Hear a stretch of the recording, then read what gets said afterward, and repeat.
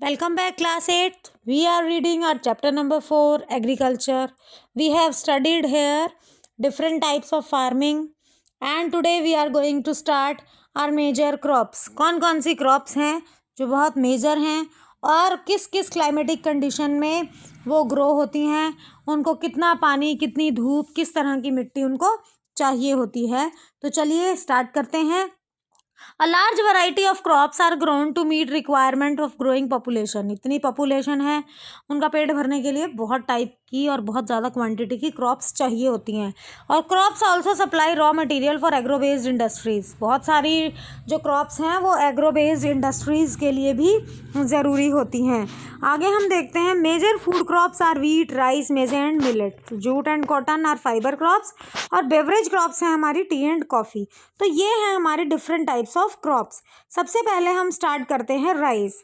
Rice is the major food crop of the world. It is a staple food diet of the tropical and subtropical region.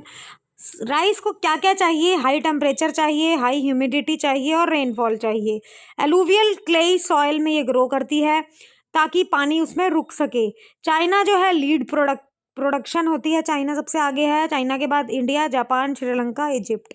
Favourable climatic condition जो है waste Bengal, Bangladesh में होती हैं. 2 to 3 crops are grown in a year. वो 2 से 3 जो फसल है वो राइस की ग्रो कर लेते हैं. वहाँ पर फेवरेबल कंडीशंस होती हैं राइस की. आगे है हमारी नेक्स्ट क्रॉप जो है वो है वीट. वीट को मॉडरेट टेम्परेचर चाहिए, रेनफॉल मॉडरेट ही टेम्परेचर, मॉडरेट ही रेनफॉल, मतलब ना ज़्यादा ना कम.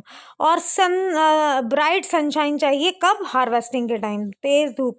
आपने सुना होगा कि अगर गेहूं की फसल तैयार खड़ी हो और बारिश आ जाए तो किसान को बहुत लॉस होता है. तो इस चीज़ से आपको समझ आ जाएगा कि हार्वेस्टिंग के टाइम उनको तेज़ धूप चाहिए. It thrives the best in the well drained loamy soil. ये ऐसी मिट्टी में ग्रो करती है जिसमें कि पानी रुके नहीं, ड्रेन हो जाए साथ साथ. Wheat is grown extensively in USA, Canada, Argentina, Russia, Ukraine, Australia and India. And in India it is grown in winter.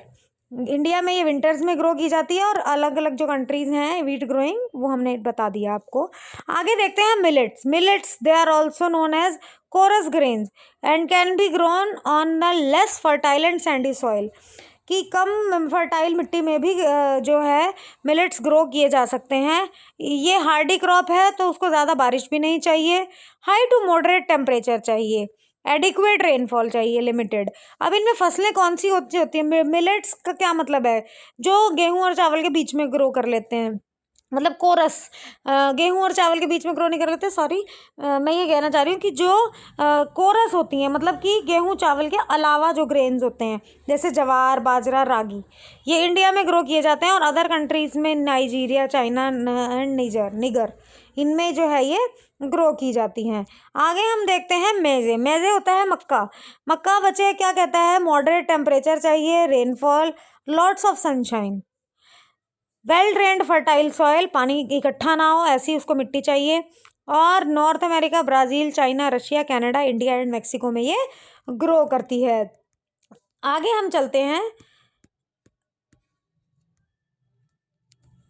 Cotton. Cotton हमारी फाइबर क्रॉप में आती है. कॉटन में देखो, इट रिक्वायर्स हाई टेम्परेचर, तेज़ धूप चाहिए, हाई टेम्परेचर चाहिए, लाइट रेनफॉल चाहिए, 210 फ्रोस्ट फ्रीज डे चाहिए, bright sunshine for its growth. मतलब कि 210 दिन उसको ऐसे चाहिए कि उसको पूरी धूप मिले बढ़िया वाली. और ब्लैक एंड अलूवियल सॉइल पे ये ग्रो करती है. China, USA, India, Pakistan, Brazil, Egypt, ये इसके लीडिंग प्रोड्यूसर हैं कॉटन के.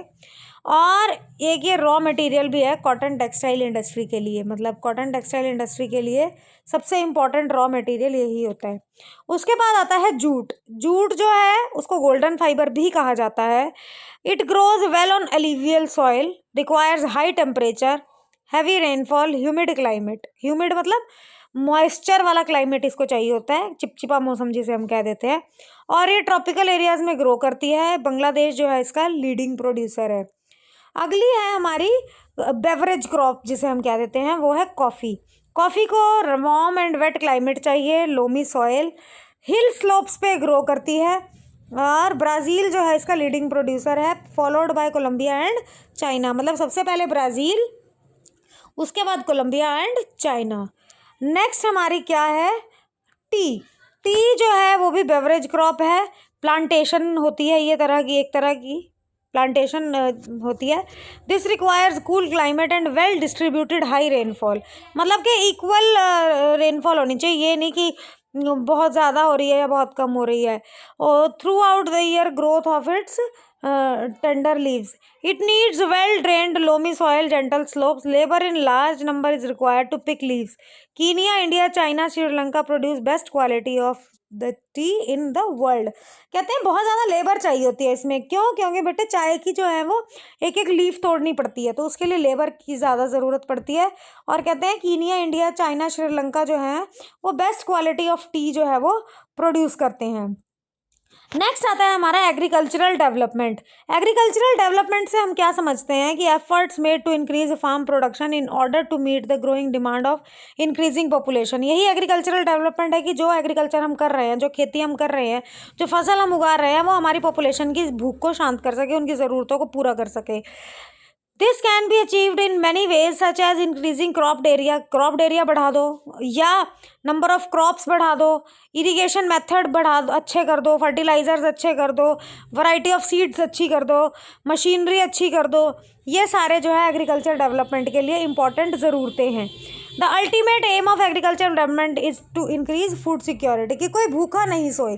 सबसे जो अल्टीमेट एग्रीकल्चर डेवलपमेंट का एम है वो यही है कि एग्रीकल्चर डेवलपमेंट से मतलब है कि कोई भूखा ना रहे। Agriculture has developed at different places in different parts of the world. Developing countries with large population usually practice intensive agriculture where crops are grown on some small holding mostly subsistence. वो कह रहे हैं कि जो बड़े बड़े developing countries हैं, ज़्यादा पॉपुलेशन है, वो इंटेंसिव एग्रीकल्चर फॉलो कर रहे हैं, और बाकी के जो हैं वो subsistence. Larger holdings are more suitable commercial agriculture as in USA, Canada and Australia. ऐसे देश जो डेवलप्ड है उनके लिए कमर्शियल एग्रीकल्चर बहुत अच्छी रहती है। और अब दो तरह के फार्म्स दिए हैं, एक इंडिया का फार्म है और दूसरा यूएसए का फार्म है। ये एक तरह की केस स्टडी है जो कि बताई गई है, और कि किस तरह का फार्म इंडिया में होता है और किस तरह का फार्म यूएसए में होता है।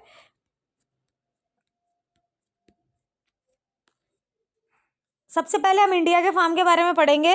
ये जो केस स्टडी है ये विलेज आदिलाबाद गाजीपुर डिस्ट्रिक्ट की है, यूपी के। मुन्ना लाल जो है एक स्मॉल फार्मर है इस विलेज में। उसकी लगभग 1.5 हेक्टेयर की ज़मीन है। उसका हाउस मेन विलेज में है। वो हाई यील्डिंग वैरायटी सीड्स खरीदता है मार्केट से हर अल्टरनेट ईयर पे। लैंड फर्टाइल है, एटलीस्ट 2 क्रॉप वो एक साल में ग्रो कर लेता है, व्हीट और राइस एंड पल्सेस। उसके बाद वो कहता है कि फार्मर जो है अपनी फ्रेंड्स की एडवाइस भी लेता है और गवर्नमेंट एग्रीकल्चरल ऑफिसर्स की एडवाइस भी लेता है फार्मिंग प्रैक्टिस के रिगार्डिंग। आगे वो कहते हैं कि वो टेक ट्रैक्टर ऑन रेंट, अपने फील्ड प्लो करने के लिए वो ट्रैक्टर रेंट पे लेता है।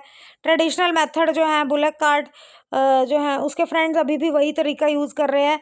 ट्यूबवेल है वहाँ पर, और उस ट्यूबवेल को भी वो रेंट पर लेता है पानी देने के लिए अपने उसमें खेतों में।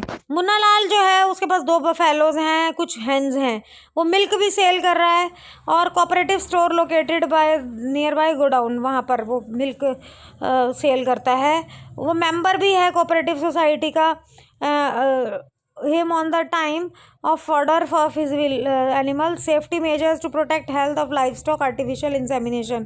जो भी आर्टिफिशियल इंसेमिनेशन होता है या जो उनको फूड प्रोवाइड करना है, फोडर प्रोवाइड करना है, वो सब जो है उसको अवेलेबल होता है। All members of the family help him in various farm activities, सब हेल्प करते हैं। वो क्रेडिट भी लेता है बैंक से और HY सीड्स भी खरीदता है। वो कहते हैं he sells his produce in mandi located near by town since majority of the farmers do not have lack storage facilities, क्योंकि इनके पास स्टोर करने की फैसिलिटी नहीं होती, इसीलिए वो पास की मंडियों में उनको बेच देते हैं। In recent years the government has taken some steps to develop the storage facilities, कि गवर्नमेंट ने कोशिश की है कि किसी तरीके से स्टोरेज फैसिलिटीज़ जो हैं वो बढ़ा दी जाएं। ये 2 पिक्चर्स आपको नज़र आ रही हैं किस तरीके से फार्म इन इंडिया की जो पिक्चर्स हैं। अब आगे आते हैं फार्म इन USA। जो एवरेज साइज़ है वहाँ पे फार्म का वो देख लो, इंडियन फार्म से बड़ा है। 250 हेक्टेयर का एक फार्म है। फार्मर जनरली फार्म में ही रहता है। मेजर क्रॉप्स होती हैं उनकी corn, soybean, wheat, cotton, sugar beet. जो हरन जो है वो फार्मर है मिड वेस्ट यूएस से, लोवा स्टेट, ऑन लगभग 300 हेक्टेयर की लैंड है उसके पास। वो कॉर्न ग्रो करता है after making sure that soil and water resources meet the needs of its crop. पहले वो ये चेक करवाता है कि जो मेरी मिट्टी है, जो मेरी ज़मीन है, वो मेरे फसल की ज़रूरतों को पूरा कर देगी या नहीं। एडिक्वेट मेजर्स जो हैं वो लेता है पेस्ट कंट्रोल के हिसाब से सब, और उसके बाद सैंपल भेजता है मिट्टी का लेबोरेटरी में टेस्ट होने के लिए कि जितने भी न्यूट्रिएंट्स हैं वो उसकी फसल के लिए सफिशिएंट है या नहीं। उससे क्या होता है, उसको हेल्प मिलता है कि उसकी जो फसल है उसको सब कुछ रिक्वायर्ड मिल रहा है या नहीं मिल रहा। वो ट्रैक्टर यूज़ करता है, सीड ड्रिल यूज़ करता है, कंबाइंड हार्वेस्टर, थ्रेशर, ताकि वो अपने एग्रीकल्चरल ऑपरेशंस को परफॉर्म कर सके। ग्रेन स्टोर करता है, ऑटोमेटेड ग्रेन स्टोरेज डिस्पैच होते हैं मार्केट एजेंसीज में। जो फार्मर है यूएसए का, वो एक बिजनेसमैन की तरह काम करता है, ना कि एक किसान की तरह। तो ये फ़र्क था बच्चे, एक इंडिया के फार्मर का और एक यूएसए के फार्मर का। तो ये हमारा चैप्टर था agriculture. I hope this chapter is clear to you. For any query you can write in comment section. Thank you very much.